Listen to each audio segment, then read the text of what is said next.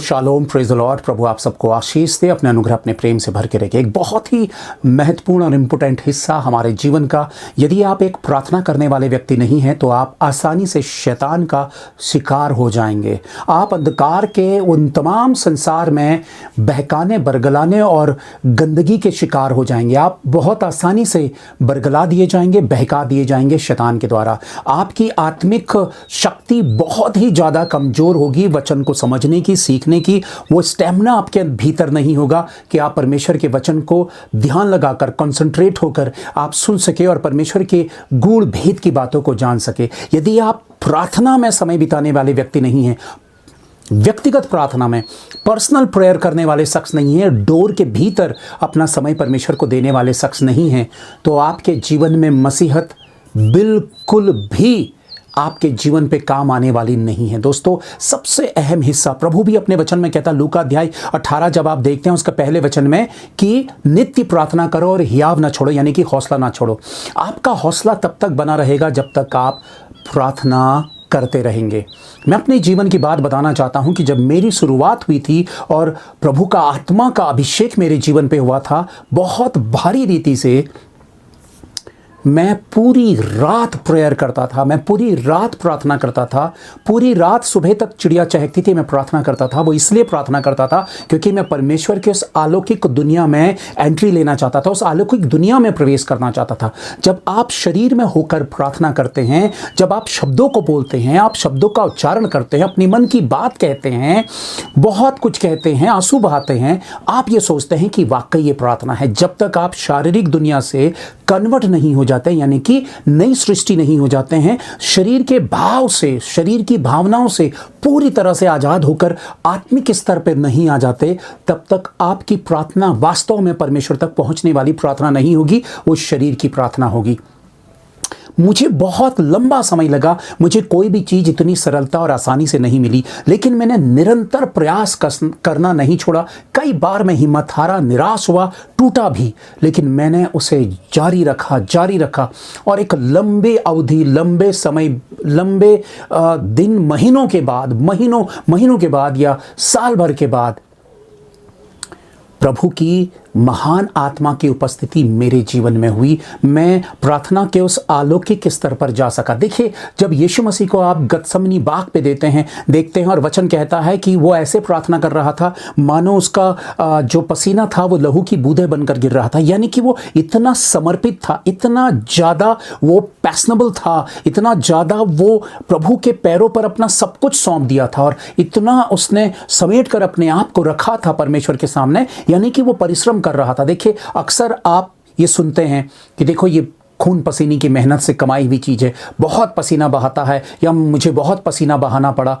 तो देखिए, किसी भी चीज़ को हासिल करने के लिए ना कोई शॉर्टकट है और ना कोई और रास्ता है। आप हमेशा दूसरों को ताकते रह जाएंगे और दूसरों के आत्मिक जीवन के बारे में चर्चा करते रह जाएंगे कि बाकी उसे बड़ी आसानी से मिल गया, उसे बड़ी आसानी से मिल गया, मुझे नहीं मिलता है, मुझे ही बहुत सारी मेहनत करनी पड़ती है। मेरे साथ भी ऐसा ही रहा और मैं ऐसा ही प्रभु से कहता था कि प्रभु मुझे ही बहुत मेहनत करनी पड़ रही है। जितनी ज़्यादा आपको मेहनत करनी पड़ेगी उतनी ज़्यादा मैच्योरिटी आपके जीवन पर आएगी। परमेश्वर कभी भी आपको अगर हार्ड सिचुएशन से होकर चला रहा है तो उसके पीछे आपके लिए उसका एक प्लान है, एक महान योजना है। और अगर आप गंभीरता से प्रार्थना करते हैं तो हिम्मत ना हारे। आज नहीं तो कल, कल नहीं तो परसों, एक ना एक दिन जब आप आत्मा की गहराई में, गंभीरता में अपने आप को समर्पित करेंगे तो एक दिन प्रभु की वो अलौकिकता आपके जीवन में उतरेगी और आप परमेश्वर के भेदों को जानने वाले हो जाएंगे। इकलौता माध्यम, सिर्फ एक लौती वजह जो हर एक मसीही को मिली है इस दुनिया में, वो है प्रार्थना। एक लौती वजह वो है जिससे आप यहाँ से अपनी उड़ान भर के परमेश्वर के सिंहासन के सामने जा खड़े हो सकते हैं। एक लौती आपके जीवन की सबसे सामर्थ्यशाली अगर प्रॉपर्टी है तो वो प्रार्थना है, क्योंकि प्रार्थना ही आपके विचारों को, आपके मन को और आपके दृष्टिकोण को परमेश्वर की इच्छा के अनुसार तब्दील करेगी। और अगर आप अच्छी प्रार्थना करने वाले व्यक्ति हैं तब आप अच्छी बाइबल को समझने वाले बनेंगे, आप अच्छे विचार वाले बनेंगे, आप नम्र और दीन बनेंगे। मसीहत एक मसीही व्यक्ति की और वास्तविक मसीहत की शुरुआत प्रार्थना है। और वो प्रार्थना कैसे हो?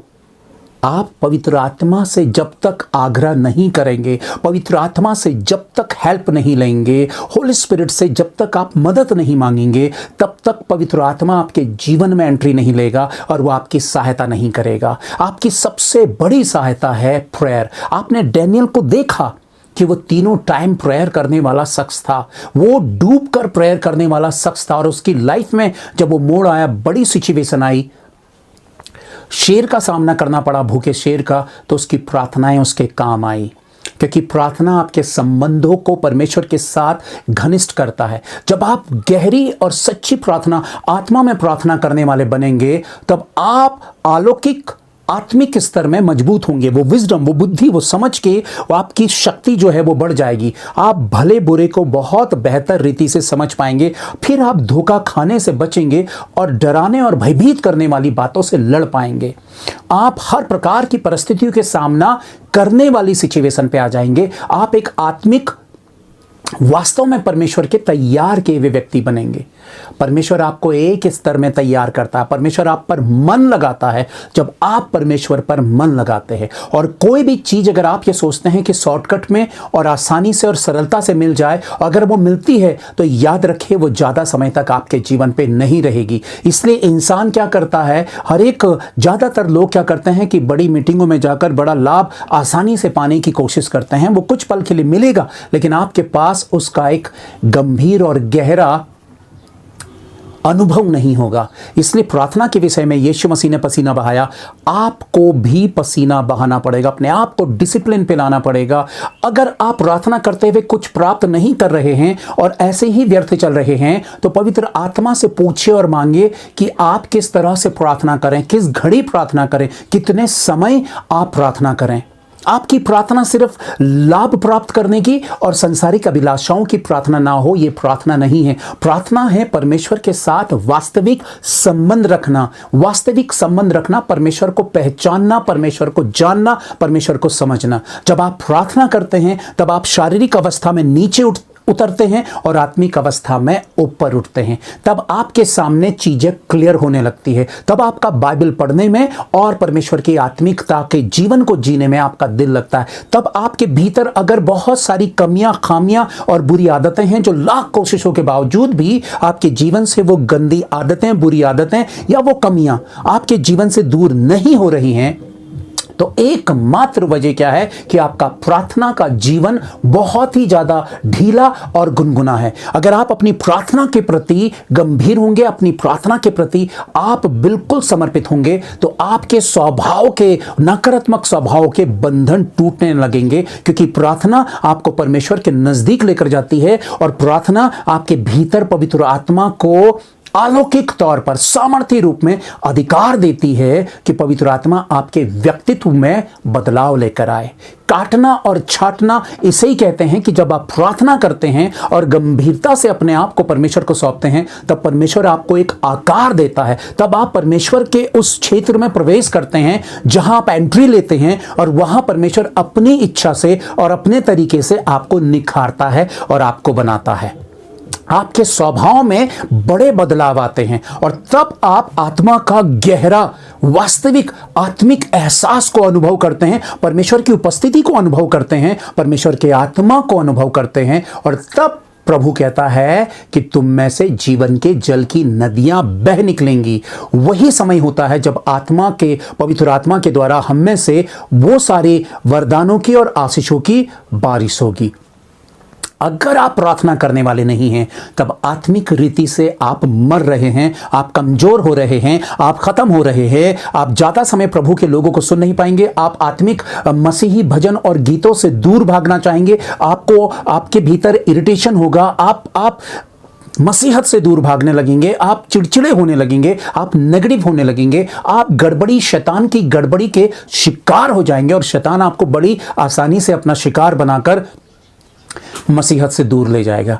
एकमात्र वजह इस दुनिया में परमेश्वर ने अगर आपको कोई बहुत ही मजबूत, कोई ताकतवर चीज दी है तो वह है आपकी प्रार्थना, आपकी व्यक्तिगत प्रार्थना। अगर आप गंभीरता से प्रार्थना करने वाले शख्स नहीं हैं और अगर आप लगातार प्रार्थना करके कुछ हासिल नहीं कर पा रहे हैं तो आपकी प्रार्थना शारीरिक प्रार्थना है। प्रभु से पूछिए कि आत्मिक प्रार्थना कैसी हो। आत्मिक प्रार्थना में शब्द न के बराबर होते हैं, शब्द नहीं होते हैं। बिल्कुल अलौकिक स्तर पर आपको आत्मा के द्वारा उस स्तर पर उठना होता है और महसूस करना होता है और अपने आप को समर्पित करना होता। जितना ज्यादा आप बोलेंगे उतना ज्यादा पवित्र आत्मा को बोलने से आप रोक देंगे। उतना ज्यादा जितना आप बोलेंगे उतना ज्यादा आपका शरीर आप पर हावी होगा। और जितना खामोशी के साथ प्रार्थना करेंगे, परमेश्वर को प्रेज करेंगे, उसकी महिमा करेंगे, उतना ज्यादा आप आत्मिक स्तर में बढ़ेंगे। जब आप खामोशी के साथ प्रभु को धन्यवाद देंगे और अपना ध्यान लगाएंगे कि आप दूरी तय करते हुए परमेश्वर के पैरों के पास जा रहे हैं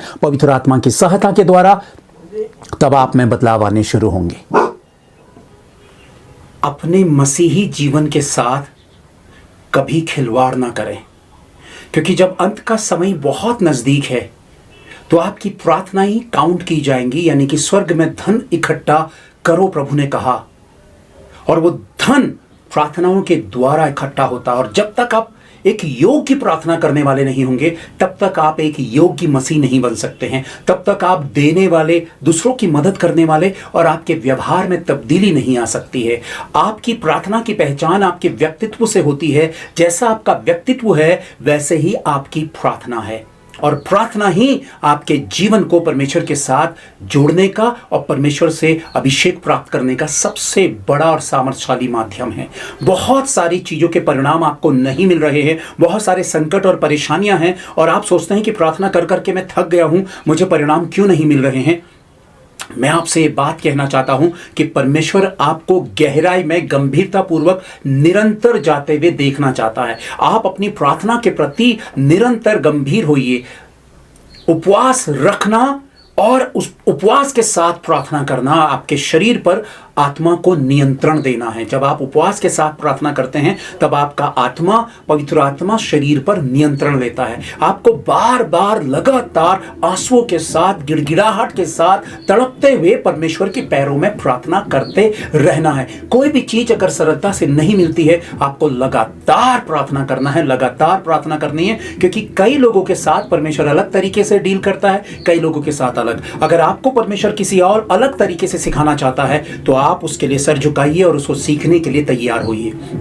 मुझे भी बहुत सारी चीजें सरलता पूर्वक नहीं प्राप्त हुई हैं। उसके पीछे मुझे दिन रात लगना पड़ा। हिम्मत मत हारिए, पीछे मत हटिए, बल्कि झोंक दीजिए अपने आप को परमेश्वर के पीछे, जब तक आपकी प्रार्थनाओं का बड़ा परिणाम आपको मिल नहीं जाता। अब वो परिणाम जो हो वो परमेश्वर की इच्छा के अनुसार हो, वो व्यर्थता की चीज ना हो जो परमेश्वर के इच्छा के अनुसार ना हो। इसलिए कोई बीमार है तो प्रार्थना करना मत छोड़िए, लगातार प्रार्थना में जाइए, निरंतर प्रार्थना में जाइए, उपवास के साथ प्रार्थना में जाइए और प्रार्थना करते रहिए, गिड़गिड़ाते रहिए, आंसुओं के साथ जाते रहिए और करते रहिए प्रार्थना। पीछे मत हटिए। थोड़ा सा अंकुर आपको दिखने लगेगा प्रार्थना के परिणामों का, और ऐसे धीरे धीरे परमेश्वर की सामर्थ और परमेश्वर के प्रतिफल और परिणामों को आप देखने पाएंगे। पीछे मत हटिए, बल्कि लगातार अपनी प्रार्थना को जारी रखिए, चाहे वो आपके बच्चों के लिए हो, फैमिली के लिए हो, नौकरी के लिए हो, अच्छी हेल्थ के लिए हो। वो तुरंत अगर आपको परिणाम नहीं मिल रहे हैं तो निराश होकर पीछे मत हटिए, बल्कि उसके प्रति आपको गंभीर होना होगा, अच्छे बेहतर अंगीकार के साथ, पवित्र आत्मा के द्वारा। यदि वास्तव में ये बातें आपको भाती हैं, दूसरों तक जरूर पहुंचाए। Thank you. Praise the Lord.